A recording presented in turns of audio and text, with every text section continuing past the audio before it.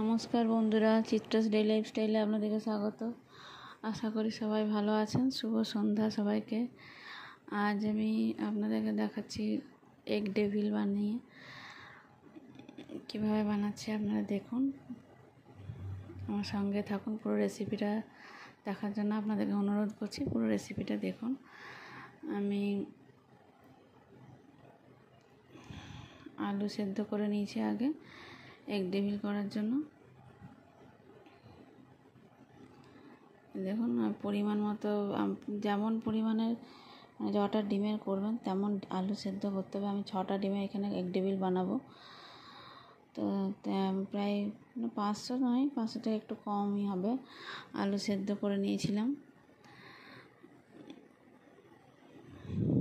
আলুটা সেদ্ধ করার পর নামিয়ে রাখলাম। একটু ডিমটাও আবার প্রেসার কুকারে একটু নুন দিয়ে সেদ্ধ করে নিচ্ছি। এবার আমি যে পুরটা আলুরটা স্টাফিংটা তৈরি করব মশলাটা, তার জন্য আমি 4টে পেঁয়াজ কুচি করে নিয়েছি। পেঁয়াজটা ভালো করে ভেজে নেব। খুব বড় ছিল না, মিডিয়াম সাইজে 4টে পেঁয়াজ ছিল। 4টে পেঁয়াজ কুচি করে নিয়েছি। আর আদা রসুন 1 ইঞ্চি আদা আর একটা গোটা রসুনকে পেস্ট করে নিয়েছি আমি। দিয়ে মশলাটা আমি আলুর যে স্টাফিংটা মশলাটা বানাবো আমি। দেখুন, আপনারা কীভাবে বানান হয়তো অন্য পদ্ধতিতে হতে পারে। আমি কীভাবে বানাচ্ছি সেটা দেখে আপনারা একবার বাড়িতে অবশ্যই বানাবেন, দেখবেন। দোকানের মতো রাস্তার ধারে দোকানে যেমন বানাই এগ ডেভিল, তেমনি টেস্ট হবে।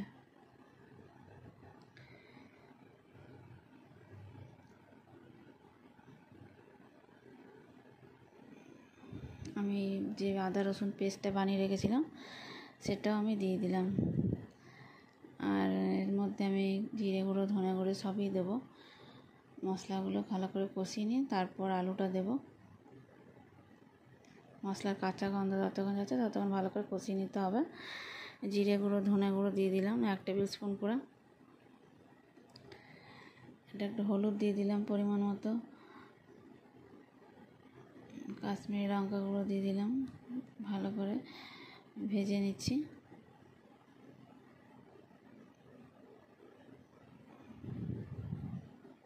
এদিকে ডিমটাও সেদ্ধ হয়ে গেছে।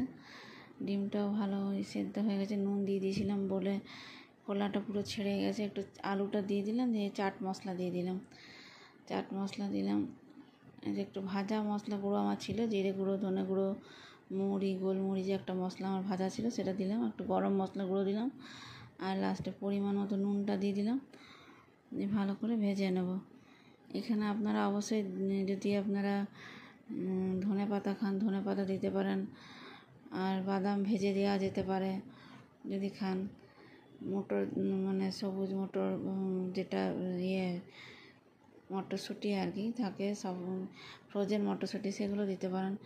এদিকে বিস্কুট গুঁড়োটার মধ্যে আমি একটু গোলমরিচ গুঁড়ো আর নুন ছড়িয়ে নিলাম। বিস্কুট গুঁড়োটার মধ্যে ডুবিয়ে কোটিং করে হবে এগ ডেভিলটা।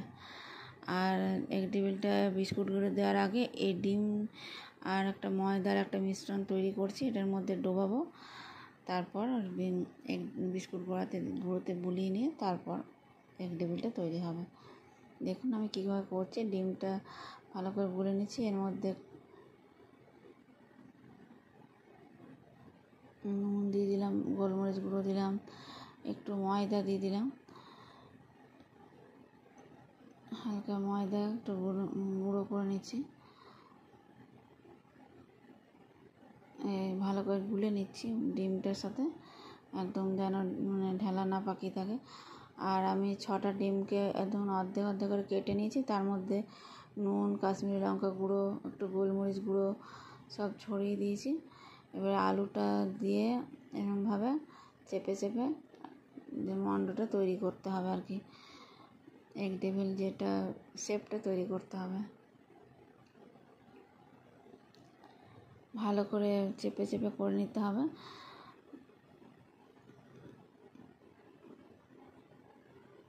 আপনাদেরকে অনুরোধ করছি পুরো রেসিপিটা দেখুন, তাহলে বুঝতে পারবেন আমি কীভাবে করছি। আর আমার সমস্ত সাবস্ক্রাইবার বন্ধুদেরকে অনেক অনেক ধন্যবাদ আমার পাশে থাকার জন্য। এভাবে পাশে থেকে আমার আরও চ্যানেলটা শেয়ার করে সাবস্ক্রাইব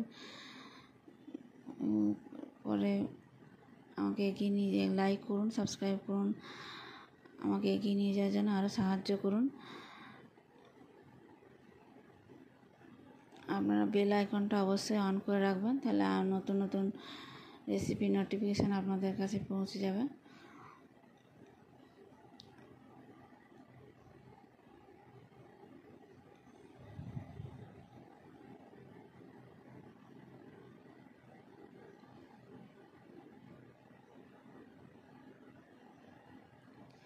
আর এই রেসিপিতে কতটা কি আমার লেগেছে এবং কতটা পরিমাণের নিয়েছি সব কিছুই ডেসক্রিপশন বক্সে দেওয়া থাকবে, আপনারা সেটা চেক করে নিতে পারেন। দেখুন আমি কিভাবে বানালাম।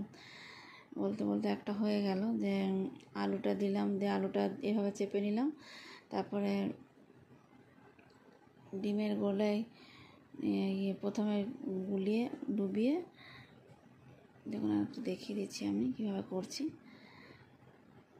আলুটা ভালো করে চেপে নিতে হবে।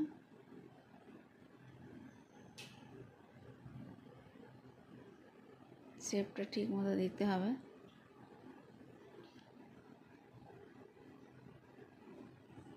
এই যে বিস্কুট গুঁড়োটা একবার ডোবালাম, এবার ডিমের যে গুঁড়াটা তৈরি করেছিলাম সেই ডিমের গুঁড়াটা একবার ডুবিয়ে আবার বিস্কুট গুঁড়োয় কোটিং করে নেব। তার এইরকম করে দিলে পরে পরেও যদি আপনারা ফ্রিজে রেখে দেন, পরেও ভেজে খেতে পারেন, তাহলে বেশ সুন্দর কোটিংটা তৈরি হবে।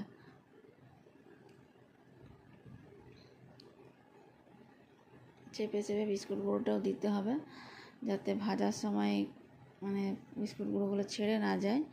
ভালো করে চেপে চেপে দিতে হবে।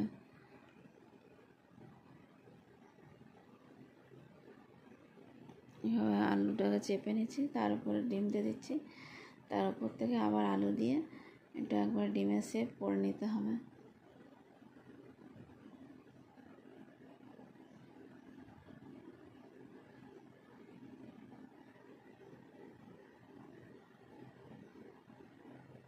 যে ডিমের গোলায় গুলে নিলাম, এবার বিস্কুট গুঁড়োতে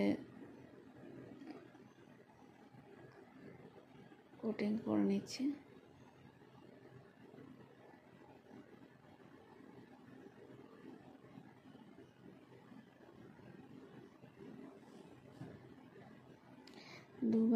দুবার করে ডোবাবেন, তাহলে এই গোলাটাতে ডিমের গোলাটা প্রথমে একবার ডুবিয়ে একবার কোটিং করলাম, আবার ডিমের গোলায় ডুবিয়ে আর একবার কোটিং করছি বিস্কুট গুঁড়ো দিয়ে।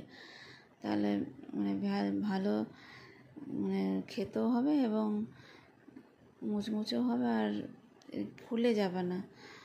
যে আলুটা মধ্যে ডিমটা শেপটা তৈরি করেছে সেটা ফুলে যাবে না।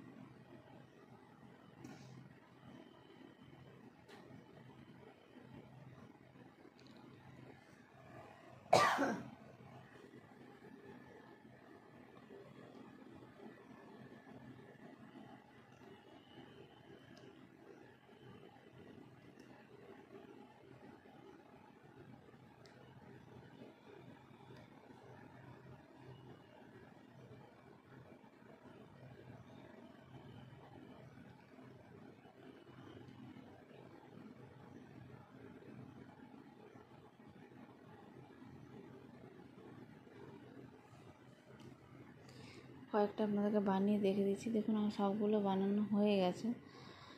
এবার আপনাদেরকে কয়েকটা ছেঁকে পরিবেশন করে আপনাদের দেখাবো।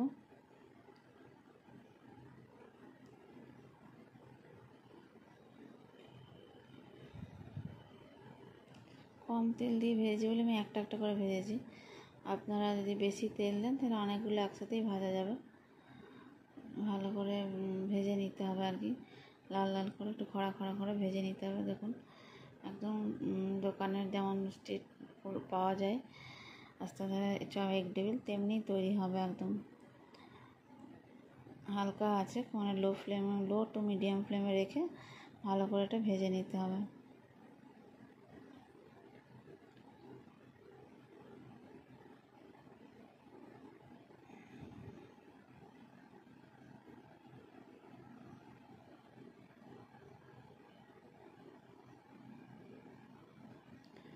অনেক অনেক ধন্যবাদ আমার পুরো রেসিপিটা দেখার জন্য। দেখুন আমি সার্ভ করে দেখিয়ে দিয়েছি সসের সাথে, সাথে একটু পেঁয়াজ স্যালাডের মতো কেটে নিয়েছি। দেখুন কত সুন্দর হয়েছে, ওপর থেকে চাট মশলা ছড়িয়ে দিয়েছি। অনেক অনেক ধন্যবাদ সবাইকে।